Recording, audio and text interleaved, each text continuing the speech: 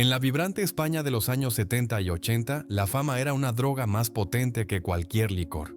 Actores, cantantes y figuras del destape tocaron el cielo con las manos, pero el precio del éxito fue una caída libre hacia el infierno de las adicciones y la soledad. Hoy destapamos las historias prohibidas de 10 ídolos que pasaron de las portadas de revistas a terminar sus días como juguetes rotos, ahogados en copas y abandonados por el público que una vez los adoró. ¿Quiénes fueron estas víctimas del lado oscuro de la transición? Suscribíos ahora mismo al canal y dejad vuestro comentario, porque lo que vais a escuchar os helará la sangre. Empezamos.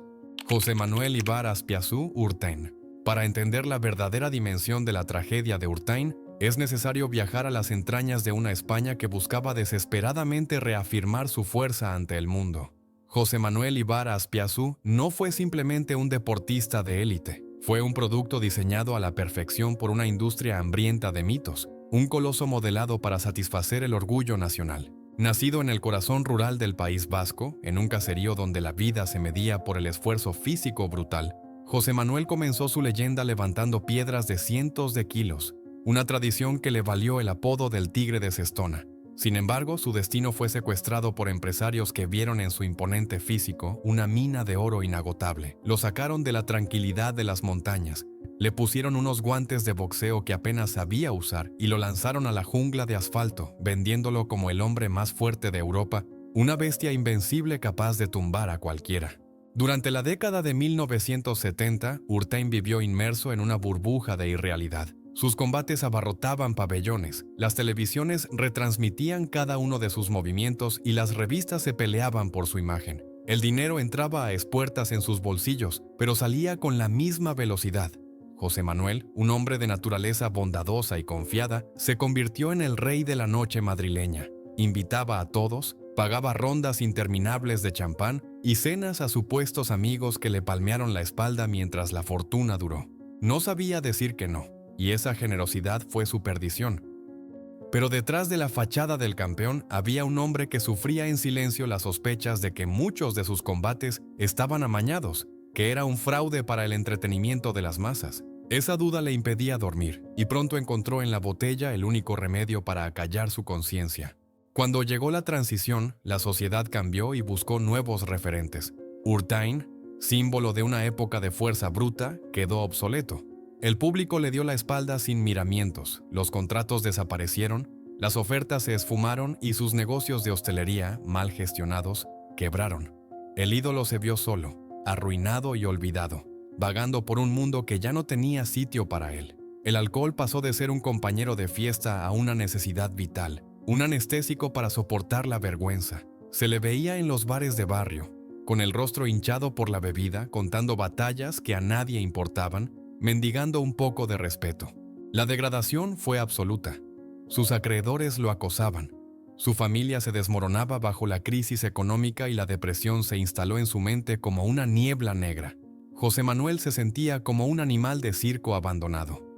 La ironía final llegó en el verano de 1992, mientras el país vibraba de euforia preparándose para la inauguración de los Juegos Olímpicos de Barcelona, el evento deportivo más importante de la historia de España. El antiguo símbolo nacional tomaba la decisión más oscura. El día 21 de julio, acorralado por las deudas y la desesperación, Urtain tomó una decisión trágica y definitiva en su piso del Paseo de la Castellana. Su vida se apagó de golpe, con la misma violencia con la que la realidad había destrozado sus sueños. No murió por el golpe, murió porque la soledad pesaba más que las piedras que levantó en su juventud. Fue el final de un hombre bueno devorado por la maquinaria de la fama. Miguel Vargas Jiménez, Bambino. Si hubo alguien que encarnó la esencia de la fiesta interminable, del desenfreno y del desgarro emocional en la España de los años 70, ese fue indiscutiblemente Miguel Vargas Jiménez, conocido por la historia como Bambino. Él no fue un cantaor ortodoxo ni un artista al uso, fue el creador de un estilo único y visceral, la rumba dramática, que convirtió las noches de Madrid en un espectáculo de pasiones desbordadas. Nacido en Utrera, tierra de arte, Bambino llegó a la capital para revolucionar los tablaos con una energía que parecía no tener fin. Su forma de interpretar no dejaba indiferente a nadie. Se rompía la camisa, bailaba con una furia casi mística y cantaba al desamor con tal intensidad que cada actuación parecía la última de su vida. Era el rey de la madrugada, el ídolo de la jet set, de los intelectuales y de los canallas, un hombre que vivía a 1000 revoluciones por minuto y que hizo del exceso su marca de identidad. Pero la filosofía de vida de Bambino era tan fascinante como peligrosa. Vivir el presente absoluto sin preocuparse jamás por el mañana. Para el genio de Utrera, el dinero no servía para acumular patrimonio ni para asegurar el futuro, sino para una única y sagrada misión: gastarlo. Sus juergas se convirtieron en leyenda urbana. Se cuenta que podía entrar en un local y no salir hasta 3 días después, invitando a todo aquel que cruzara la puerta, pagando cuentas astronómicas en taxis, flores y alcohol para sus amigos y amores pasajeros. La generosidad era su vicio y su ruina. Para mantener ese ritmo frenético de actuaciones y fiestas que duraban hasta el amanecer, el alcohol y otras sustancias estimulantes se convirtieron en la gasolina imprescindible de su motor. Durante años, su cuerpo aguantó el castigo estoicamente, alimentado por la adrenalina del escenario y el aplauso incondicional de un público que lo adoraba como a un dios pagano de la alegría. Sin embargo, el tiempo y las modas son verdugos implacables en el mundo del espectáculo. Con la llegada de la década de los 80 y la explosión de la movida madrileña, los gustos musicales de España cambiaron radicalmente. La rumba flamenca y el estilo desgarrado de Bambino comenzaron a verse como algo del pasado, una reliquia de otra época. El teléfono, que antes no paraba de sonar con ofertas millonarias, comenzó a guardar un silencio doloroso. Su voz, castigada por décadas de tabaco negro y noches en vela, perdió la potencia de antaño, aunque conservaba ese duende inimitable que erizaba la piel. Pero la industria ya no quería duende, quería novedad. Bambino se vio desplazado, viendo cómo los focos se apagaban lentamente sobre su figura. Sin ahorros, pues todo lo había entregado a la noche, y con la salud minada por los excesos de una vida vivida al límite, el artista tuvo que regresar a su Utrera natal, lejos del glamour y las luces de neón que tanto le habían dado y tanto le habían quitado. El final del rey de la rumba fue una crónica de soledad y enfermedad. Aquel cuerpo que había sido un torbellino de energía se vio atacado por un cáncer de garganta, una cruel ironía del destino para un hombre que había vivido de su voz y de su garganta. Sus últimos años los pasó en casa de su hermana, dependiendo del cuidado de su familia, lejos de la opulencia y el derroche que lo rodearon en sus años dorados. La multitud que antes lo vitoreaba y bebía a su costa desapareció, dejándolo solo frente al espejo de su propia mortalidad. Falleció en el año 1999, dejando tras de sí un legado musical inmenso, pero también la triste lección de que la fiesta, por muy gloriosa y eterna que parezca, siempre termina, y cuando llega la cuenta, a veces el precio a pagar es la propia vida. Bambino se fue, pero su eco sigue resonando en cada copa rota de la madrugada. Nadioscas. En la década de los 70 no existía en España un nombre que evocara más fantasías, deseo y misterio que el de Nadiuska. Esta belleza de origen alemán y polaco aterrizó en el país justo cuando la sociedad comenzaba a despertar de la larga noche de la censura, convirtiéndose de inmediato en el mito erótico por excelencia del cine del destape. Su rostro perfecto y su cuerpo escultural acaparaban todas las portadas de las revistas, y los productores de cine se peleaban ferozmente por tenerla en sus carteles, aunque fuera simplemente para lucir su figura ante una audiencia hambrienta de libertad. Parecía que tenía el mundo entero a sus pies, que era la dueña absoluta de su destino en una España que la adoraba como a una diosa inalcanzable. Sin embargo, detrás de esa fachada de glamour, lentejuelas y sonrisas ensayadas ante los flashes, se escondía una realidad de manipulación y soledad que pronto se tornaría en una pesadilla. Nadiuska fue, en muchos sentidos, la víctima propiciatoria de una industria profundamente machista que la veía únicamente como un objeto de consumo rápido, un cuerpo bonito sin voz ni voto.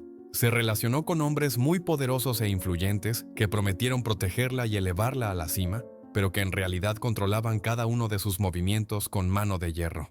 Cuando ella intentó rebelarse, tomar las riendas de su propia carrera y dejar de ser un simple maniquí decorativo, el sistema que la había encumbrado decidió castigarla con una brutalidad inaudita. Las puertas de los despachos se cerraron de golpe, los contratos cinematográficos desaparecieron misteriosamente y, de ser la reina indiscutible de la taquilla, pasó a convertirse en una paria dentro del mundo del espectáculo. El teléfono dejó de sonar y el silencio se hizo ensordecedor a su alrededor. La caída a los infiernos fue lenta, pública y dolorosa. Sin trabajo, sin ingresos y sin nadie en quien confiar en un país extranjero, su salud mental comenzó a resquebrajarse bajo la presión. Para acallar las voces de la desesperación y la angustia vital de verse en la calle, Nadiuska buscó refugio en el olvido químico y en la automedicación, entrando en una espiral oscura de la que ya no podría salir por sí misma. La prensa, esa misma prensa que años antes la idolatraba, comenzó a perseguirla no para ensalzar su belleza, sino para documentar su ruina con un morbo cruel. Se publicaron fotografías suyas vagando desorientada por las calles de Madrid, durmiendo en bancos de parques y en portales de edificios de lujo donde antes era invitada de honor. La sociedad española fue testigo de cómo su gran musa se transformaba en una sombra, una mujer que comía de la caridad y que hablaba sola, desconectada de una realidad que le había hecho demasiado daño. Diagnosticada posteriormente con graves problemas de salud mental, Nadiuska no murió físicamente en aquellos años terribles, pero su alma fue triturada sin piedad por la maquinaria de la fama. Terminó ingresada en centros psiquiátricos, lejos de los focos, viviendo en el anonimato más absoluto. Su historia es el recordatorio más amargo de la hipocresía del mundo del espectáculo. Una industria capaz de elevarte a los altares un día y dejarte morir de frío en la acera al día siguiente, cuando considera que tu belleza ya ha caducado. Es la tragedia de la soledad en su estado más puro y devastador. Amparo Muñoz. Si existe una historia que defina a la perfección el concepto de belleza maldita y de juguete roto en la crónica social de España, esa es, sin lugar a dudas, la de Amparo Muñoz. Su ascenso fue tan fulgurante que deslumbró al planeta entero. En el año 1974, esta joven malagueña de ojos profundos logró lo que ninguna otra compatriota había conseguido antes ni ha conseguido después: ser coronada como Miss Universo. Tenía el mundo a sus pies, una belleza que rozaba la perfección y un futuro que prometía ser un camino de rosas. Sin embargo, detrás de esa corona de brillantes se escondía una jaula de oro asfixiante.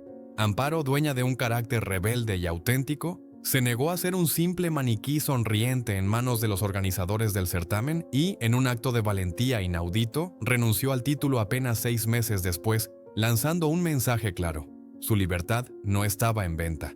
Regresó a España decidida a comerse el mundo a través del cine, y la industria la recibió con los brazos abiertos, ansiosa por explotar su rostro en la gran pantalla. Pero la libertad que tanto anhelaba la llevó a transitar por senderos muy oscuros. A finales de la década de los 70 y principios de los 80, España vivía una explosión de libertinaje donde la entrada de sustancias muy peligrosas en los círculos artísticos causó estragos irreparables. Amparo, buscando escapar de la presión mediática asfixiante y de una serie de relaciones sentimentales tormentosas con hombres que no la supieron querer, cayó en una espiral autodestructiva que la consumió públicamente. El infierno blanco, esa plaga que se llevó por delante a toda una generación de talentos, atrapó a la mujer más bella del mundo y la arrastró al fango ante la mirada atónita de un país entero. Su deterioro físico y emocional fue retransmitido casi en directo, con una crueldad pasmosa, por las revistas del corazón y los programas de sucesos. Aquella diosa inalcanzable pasó a protagonizar titulares escabrosos relacionados con redadas policiales, detenciones y ambientes marginales, muy lejos del glamour de las pasarelas. La industria del cine, hipócrita como pocas, le cerró las puertas en las narices, vetándola y marcándola como una persona non grata. Amparo se convirtió en un fantasma, en una muerta en vida que luchaba contra sus propios demonios entrando y saliendo de clínicas de desintoxicación, mientras el público la juzgaba sin piedad desde la comodidad de sus hogares. Se publicaron noticias falsas sobre su muerte en varias ocasiones, alimentando una leyenda negra que la perseguía como una sombra alargada. Fueron años de travesía por el desierto, de soledad absoluta y de una lucha titánica por sobrevivir, cuando todos la daban por perdida.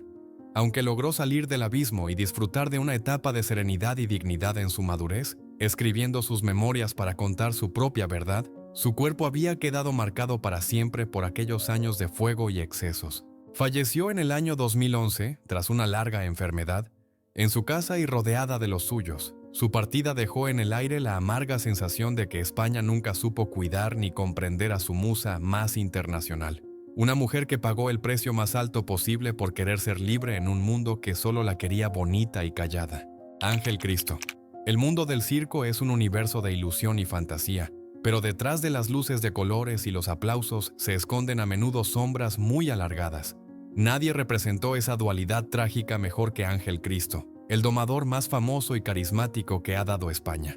Era un hombre que miraba a la muerte a los ojos cada noche, encerrándose en una jaula con leones y tigres a los que sometía con un simple látigo y una valentía que rozaba la inconsciencia. Durante la década de 1980, Ángel tocó el cielo mediático al contraer matrimonio con la vedette Bárbara Rey. Juntos formaron la pareja más explosiva y envidiada del momento. Eran guapos, inmensamente ricos y famosos, dueños de un imperio circense que recorría el país llenando las carpas hasta la bandera. Parecía el guión de una película perfecta, una vida de lujo desenfrenado, donde todo era posible. Sin embargo, bajo la lona de la carpa, Ángel era un hombre profundamente atormentado. La presión brutal de mantener a flote un negocio millonario, sumada a los constantes dolores físicos producto de los zarpazos y mordiscos de las fieras, lo llevaron por un camino sin retorno. Para soportar el dolor y mantener el ritmo frenético que su vida le exigía, el domador comenzó a automedicarse con una mezcla letal de alcohol y sustancias prohibidas.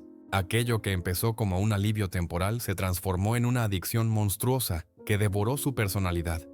El hombre valiente se convirtió en un ser irracional, paranoico y violento. Los demonios que llevaba dentro, alimentados por los excesos químicos, desataron un infierno de puertas para adentro que acabaría saltando a los titulares de prensa, destapando una realidad de maltrato y caos familiar que horrorizó a la sociedad española. El negocio del circo, que dependía de su figura, comenzó a decaer al mismo ritmo que su salud mental. Ángel Cristo lo perdió absolutamente todo. Su familia huyó de su lado para protegerse. Su prestigio profesional se hizo pedazos y su inmensa fortuna se diluyó entre deudas y malas gestiones. El rey de la pista terminó viviendo en condiciones precarias, habitando caravanas mal acondicionadas y habitaciones de hotel modestas, solo y amargado, con la única compañía de sus recuerdos y sus vicios. Sus apariciones en televisión durante sus últimos años eran un espectáculo doloroso de ver. Aparecía balbuceando, agresivo y claramente bajo los efectos de sus adicciones, vendiendo sus miserias y atacando a sus seres queridos por un puñado de pesetas para poder seguir consumiendo. La soledad se convirtió en su única compañera fiel. Aquel hombre que había sido capaz de dominar a las bestias más feroces de la naturaleza, fue incapaz de domar a sus propios monstruos internos. En mayo del año 2010, su corazón, cansado de tanta batalla y tanto exceso, se detuvo para siempre a causa de un paro cardíaco.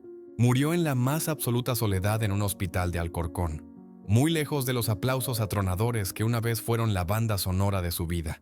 Su final fue el triste epílogo de un hombre que confundió el poder con la felicidad y que terminó devorado, no por sus leones, sino por la cara más oscura del éxito y el olvido. Sonia Martínez. La historia de Sonia Martínez es, posiblemente, la crónica más desgarradora de cómo la sociedad española fue capaz de devorar a sus propios ídolos con una hipocresía letal. A principios de la década de 1980, Sonia no era solo una presentadora de televisión, era la sonrisa de una generación, la cara amable que se colaba en millones de hogares a través del programa infantil 3, 2, 1. Contacto. Era guapa, talentosa y tenía un futuro brillante por delante como actriz y comunicadora. Parecía la chica perfecta, la nuera que todas las madres de España querían tener. Sin embargo, su caída en desgracia fue provocada por un incidente que hoy nos parecería ridículo, pero que en aquella época sirvió de excusa para destrozarle la vida. La publicación de unas fotografías suyas en topless en una playa de Ibiza. Aquellas imágenes, robadas y publicadas sin su consentimiento, desataron una tormenta moralista absurda en televisión española. Los directivos, alegando que su imagen ya no era compatible con un programa para niños, la despidieron de forma fulminante. Aquel rechazo injusto fue el detonante de una depresión profunda que la dejó vulnerable y perdida. Sonia, que había tocado el cielo, se vio de pronto señalada y marginada. Fue en ese momento de debilidad extrema cuando apareció en su vida la sombra alargada de las malas compañías y, con ellas, la entrada en el infierno de la heroína. Lo que comenzó como una forma de escapar del dolor del rechazo profesional se convirtió rápidamente en una esclavitud que la despojó de todo lo que tenía. La transformación fue brutal y dolorosa. La chica de la sonrisa luminosa se convirtió en un espectro que vagaba por las zonas más peligrosas de Madrid buscando su dosis diaria.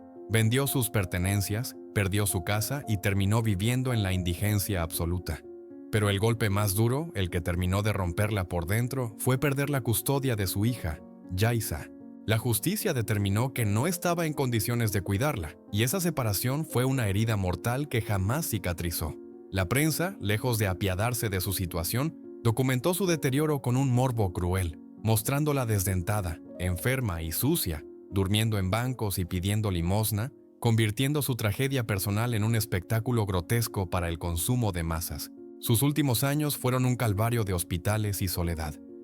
Sonia contrajo el virus que marcó a toda una generación, una sentencia de muerte en aquellos años, consecuencia directa de su estilo de vida marginal. A pesar de algunos intentos desesperados por rehabilitarse y recuperar a su hija, el daño en su cuerpo y en su alma era ya irreversible. Falleció en septiembre de 1994, con tan solo 30 años de edad, en una cama de hospital en Madrid. Su muerte conmocionó a un país que años antes le había dado la espalda por enseñar el pecho en una playa, empujándola hacia un abismo del que no hubo retorno. Sonia Martínez es el símbolo trágico de una inocencia rota y de la crueldad de una industria que no perdona ni olvida. Antonio Flores. Pertenecer a la realeza tiene un precio, y si esa realeza es la del arte flamenco en España, el coste puede ser la propia vida. Antonio Flores no fue solo el hijo varón de la inmensa Lola Flores, la faraona. Fue un poeta urbano de una sensibilidad extrema, un músico que supo traducir el sentir de la calle en himnos que todavía hoy resuenan. Creció bajo la sombra alargada de un mito viviente, en una casa donde el arte se desayunaba, se comía y se cenaba. Pero esa sensibilidad que le permitía componer canciones desgarradoras era también su talón de Aquiles. Antonio era un alma frágil, un cristal fino en un mundo de martillos, que durante su juventud coqueteó peligrosamente con el lado oscuro de la movida madrileña. Luchó durante años contra la adicción a la heroína, esa bestia que se llevó a tantos compañeros de generación y parecía haber ganado la batalla, limpio y centrado en su música y en su hija Alba. Sin embargo, el destino le tenía reservado un golpe del que no podría recuperarse. En mayo de 1995, el corazón de España se detuvo con la muerte de Lola Flores tras una larga lucha contra el cáncer. Para Antonio, su madre no era solo su progenitora, era su ancla, su brújula, el sol alrededor del cual giraba su universo entero. La desaparición de la faraona provocó un cataclismo emocional en el cantante. El dolor fue un tsunami que arrasó con todas sus defensas y con toda la estabilidad que tanto trabajo le había costado construir. Se rompió en 1000 pedazos. Incapaz de procesar la orfandad, Antonio se refugió en la cabaña de madera que tenía en el jardín de la finca familiar, El Lerele, el mismo lugar que había sido testigo de tantas juergas y alegrías gitanas. Esos días posteriores al funeral fueron una agonía lenta y silenciosa. Antonio se aisló del mundo, sumido en una depresión negra y profunda, buscando consuelo donde sabía que no debía. El alcohol y los tranquilizantes se convirtieron en su única forma de apagar el ruido ensordecedor de la ausencia materna. La familia, rota de dolor, intentaba consolarlo, pero él ya estaba en otro lugar, caminando por el filo del abismo. La madrugada del 30 de mayo, apenas 14 días después de haber enterrado a su madre, el cuerpo de Antonio dijo basta. Una mezcla letal de barbitúricos y alcohol paró su corazón para siempre. La noticia cayó como una bomba atómica sobre la sociedad española. Nadie podía creer que la tragedia se cebara de esa manera con la familia Flores. Tenía solo 33 años y estaba en el mejor momento de su carrera profesional, con un disco que estaba batiendo récords de ventas. Lo encontraron en su cama, dormido, como si simplemente hubiera decidido irse a buscar a su madre porque no sabía cómo vivir sin ella. Su muerte no fue solo la pérdida de un gran músico, fue la confirmación dramática de que el amor filial, cuando es tan inmenso y visceral, puede llegar a matar de pena. Antonio se fue en silencio, dejando un vacío irreemplazable y la eterna duda de qué más nos habría regalado su talento si la tristeza no se lo hubiera llevado tan pronto. José Luis Manzano. Si hubo un rostro que definió a la perfección la angustia, la rebeldía y la tragedia de la juventud marginada en la España de la transición, ese fue el de José Luis Manzano. Él no fue un actor de método formado en escuelas de prestigio. Fue un hijo de la calle, un superviviente nato que se interpretó a sí mismo hasta que la realidad y la ficción se fundieron en un abrazo mortal. Descubierto por el polémico director Eloy de la Iglesia, Manzano se convirtió en la musa indiscutible del llamado cine kinky, un género que retrataba sin filtros la delincuencia juvenil y el drama de la droga que asolaba los barrios obreros. Con películas como Navajeros o El Pico, José Luis pasó de ser un chico de barrio sin futuro a convertirse en el ídolo de masas de una generación perdida. El James Dean de los descampados que enamoraba a la cámara con su mirada herida y su naturalidad aplastante. Pero la tragedia de Manzano fue que nunca supo dónde terminaba el personaje y dónde empezaba la persona. La industria del cine lo utilizó para dar veracidad a historias sobre la adicción a la heroína, y trágicamente el actor terminó cayendo en las mismas garras que sus personajes. La Dama Blanca, esa plaga que diezmó a la juventud española de los 80, entró en su vida no como parte del guión, sino como una compañera inseparable fuera de los platós. Mientras el público llenaba las salas de cine para verlo picarse en la gran pantalla, él se destruía lentamente en la vida real, gastando sus enormes honorarios en alimentar al monstruo que corría por sus venas. Su relación con el director Eloy de la Iglesia fue una simbiosis tóxica y destructiva. Ambos se necesitaban, pero ambos se arrastraban mutuamente hacia el abismo de la dependencia química y emocional. Cuando la moda del cine kinky pasó y los gustos de la sociedad se refinaron, la industria escupió a José Luis Manzano con la misma rapidez con la que lo había encumbrado. Ya no era el chico guapo y peligroso que vendía entradas. Ahora era un adicto problemático con el rostro marcado por los excesos y sin formación para hacer otra cosa que no fuera ser él mismo. El teléfono dejó de sonar y la desesperación se apoderó de su existencia. De ser una estrella de cine pasó a cometer pequeños robos y tirones de bolsos para costearse la dosis diaria. Una caída denigrante que lo llevó a pisar la cárcel real, esa misma prisión que tantas veces había visitado en la ficción. La prensa sensacionalista se cebó con su desgracia, mostrando al ídolo caído entre rejas, enfermo y suplicando una segunda oportunidad que nunca llegaría. Su final fue tan triste y solitario como el de los guiones que protagonizó. Tras salir de prisión y realizar un intento desesperado de desintoxicación, buscó refugio nuevamente en la casa de su mentor, Eloy de la Iglesia, el único lugar que conocía. Pero el destino ya estaba escrito. En febrero de 1992, el cuerpo sin vida de José Luis Manzano fue encontrado en el baño de aquella casa. Tenía solo 29 años. La autopsia confirmó lo que todos temían. Una sobredosis se había llevado al actor que vivió demasiado deprisa.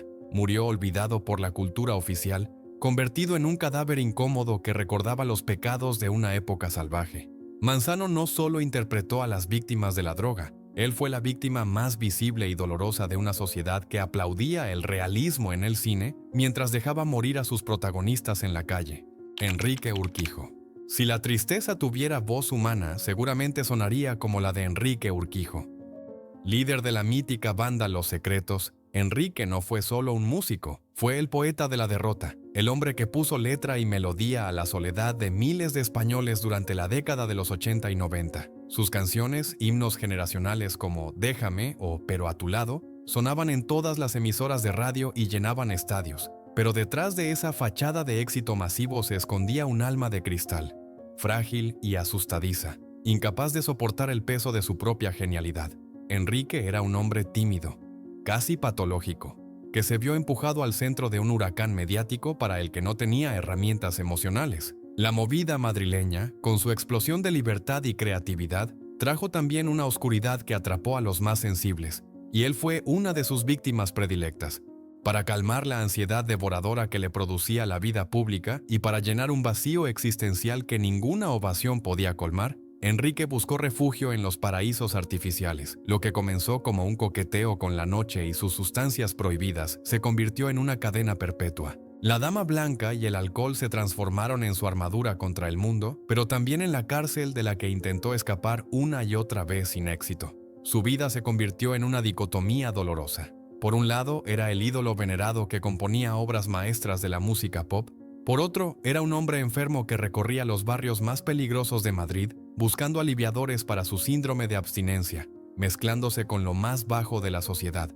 No como una estrella, sino como un adicto más. La lucha de Enrique fue titánica y desgarradora. Entró y salió de clínicas de desintoxicación en múltiples ocasiones, impulsado por el amor incondicional a su hija María, que fue su gran luz en medio de las tinieblas. Hubo periodos de esperanza, de limpieza y de renacimiento artístico, donde parecía que el talento vencería a la autodestrucción. Pero la adicción es un monstruo paciente que siempre espera su momento. La recaída final fue fatal. El entorno del músico veía con impotencia cómo aquel genio se apagaba. consumido por una depresión que lo aislaba cada vez más de la realidad, vagando por un Madrid que ya no era una fiesta, sino un laberinto de soledad. El desenlace de su historia es uno de los capítulos más tristes y sórdidos de la crónica negra musical de España. La noche del 17 de noviembre de 1999, el cuerpo sin vida de Enrique Urquijo fue hallado en el portal número 23 de la calle Espíritu Santo, en el corazón del barrio de Malasaña. La escena era desoladora. Estaba tirado en el suelo, sin documentación, vestido con ropa humilde. Fue tal el grado de deterioro y abandono que, en un primer momento, los servicios de emergencia y la policía pensaron que se trataba de un indigente más que había fallecido de frío o sobredosis en la calle. Nadie reconoció en aquel cadáver solitario al autor de la banda sonora de sus vidas. Tuvo que pasar tiempo hasta que se confirmara su identidad, causando un shock nacional. Enrique murió como vivió sus últimos tiempos, solo, buscando algo que le quitara la pena, confundido con un vagabundo en la ciudad que él mismo había hecho cantar. Tenía 39 años. Se fue el hombre, pero quedó la leyenda del chico triste que murió de pena en un portal, víctima de una sensibilidad que el mundo no supo proteger. José Luis Fernández Eguía, el Pirri. Para cerrar este descenso a los abismos de la fama en España, debemos rescatar del olvido a una figura que, sin tener el físico de un galán ni la formación de un actor académico, se convirtió en el rostro más auténtico y doloroso del cine kinky.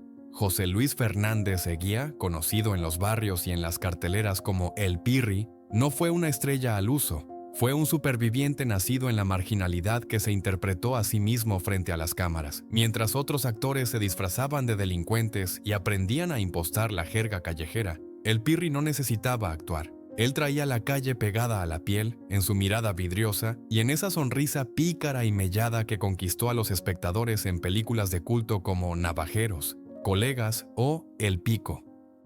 Fue el eterno secundario que robaba las escenas a los protagonistas, aportando una dosis de verdad tan cruda que a veces resultaba incómoda de ver. Su historia es la crónica de una condena anunciada desde la cuna. Descubierto por el director Eloy de la Iglesia, quien buscaba diamantes en el fango de los suburbios madrileños, José Luis vio en el cine una oportunidad de escapar de la miseria. Sin embargo, el dinero y la popularidad repentina no sirvieron para sacarlo del pozo, sino para cavar su tumba un poco más profunda. En la España de los años 80, la heroína, conocida entonces como el caballo o la dama blanca, galopaba sin control por las venas de una juventud desencantada, y el Pirri fue uno de sus jinetes más fieles. Los honorarios que cobraba por sus películas no terminaban en cuentas de ahorro ni en inversiones inmobiliarias. Desaparecían en cuestión de horas en los poblados chabolistas, comprando el olvido químico que necesitaba para soportar su realidad.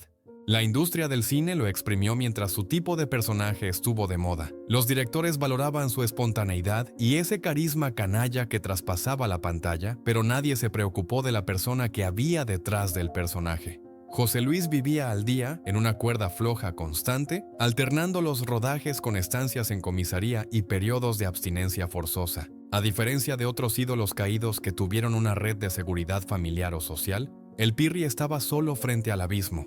Su deterioro físico se hizo evidente película tras película. Aquel chico vivaz se fue apagando, consumido por una adicción que no perdonaba.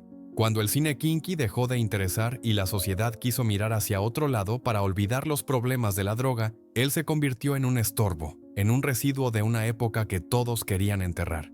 Su final fue tan trágico y solitario como el de un perro callejero, una escena que bien podría haber pertenecido a una de sus películas, pero que desgraciadamente no tuvo corte ni claqueta final. La mañana del 9 de mayo de 1988, el cuerpo sin vida de José Luis Fernández Eguía fue encontrado en un descampado de Vicálvaro, rodeado de jeringuillas y basura, en el mismo escenario hostil donde había crecido. Tenía apenas 23 años. La autopsia reveló que una mezcla adulterada de sustancias había parado su corazón. Nadie reclamó su cuerpo de inmediato, y su muerte pasó casi desapercibida para la gran prensa cultural, que ya estaba ocupada celebrando la modernidad de la España europea. El Pirri se fue en silencio, convertido en el símbolo definitivo de la generación perdida, recordándonos que para algunos la fama no fue un sueño, sino una pesadilla de la que solo pudieron despertar con la muerte. Hoy, su recuerdo es el de un ángel caído del asfalto que vivió y murió sin trampa ni cartón.